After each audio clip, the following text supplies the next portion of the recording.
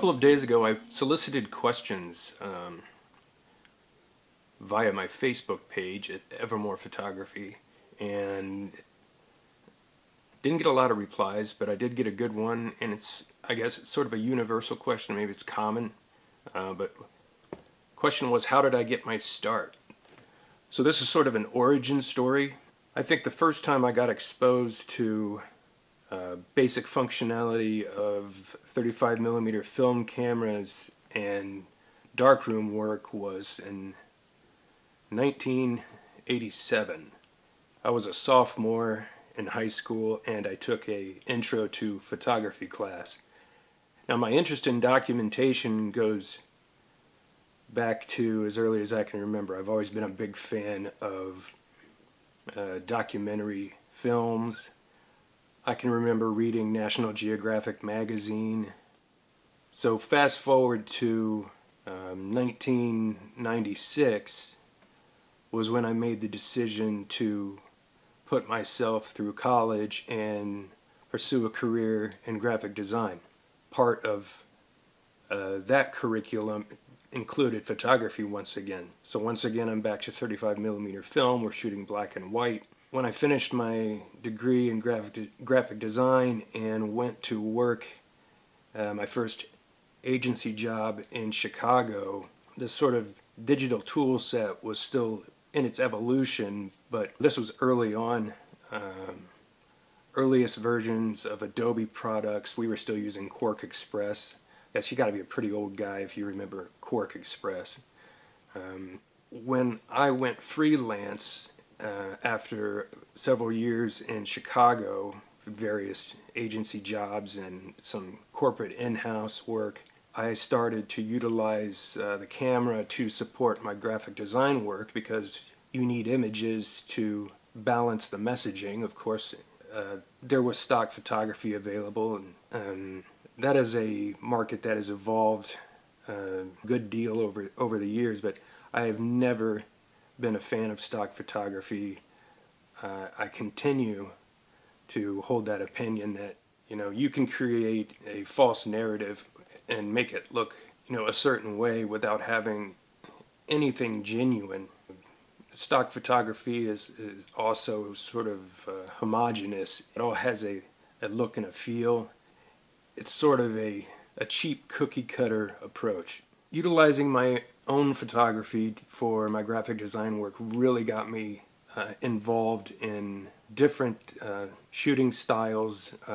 I worked at a company in the last 10 years that specialized in video corporate communication. So once again, that was expanding on use of video equipment, audio recording, editing, etc. I became quite adept at After Effects and various editing softwares for both film and audio. And of course, as a graphic designer, you utilize Photoshop, and I'd been using Photoshop since the earliest versions, when they didn't even have layering yet.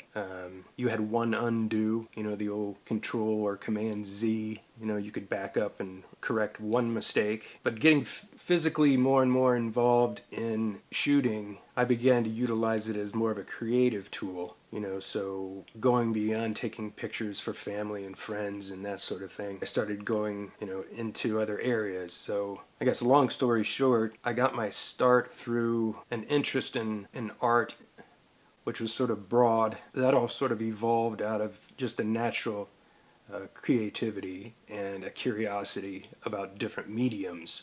Here we are now, and obviously 1987 was a long time ago. I've gone through different cycles, whether or not I'm picking up the camera as often or not. It was in 2010, which, that's 9 years ago already, that I really started focusing, no pun intended, on taking up photography in earnest and really sort of building on that skill and relying on a lot of experience gained through trial and error. It's just getting out there and practicing, because every time you shoot, you'll find something that didn't go quite right. You'll see a mistake, but those are opportunities to learn something. And I know there's a lot of information available, a lot of tutorials and resources online, etc. Despite all that, I really don't think there are any shortcuts when it comes to developing a really good eye for composition. Of course, there is a relationship between having an eye, an artistic, creative eye for composition, but also technical expertise. And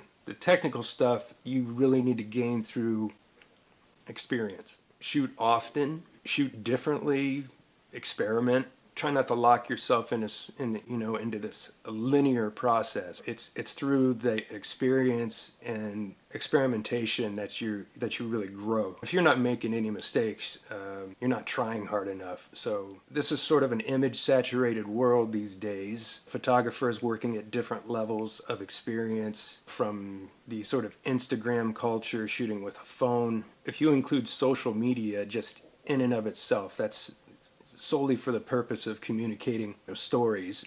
It isn't the same as taking up a camera, packing equipment, and in the case of landscape photography, you're going on an exploration, an expedition, so to speak. Different ways to approach it. You can be a hiker, camper. I like to get out into the woods because that's where I reboot my brain. Everything from street photography to landscape photography to abstract and art photography. If you're doing it well, it isn't purely academic.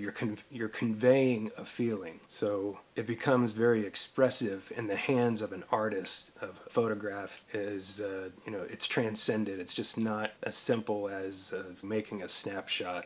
In a nutshell, I got my start by seeking out opportunities and making opportunities for myself, finding reasons to shoot a particular subject, seeking out subjects that interested me, and sort of approaching it by simply integrate photography into what may be your ordinary routine. I hope that answers the question, and if you suffered through this entire speech, thanks for sticking around.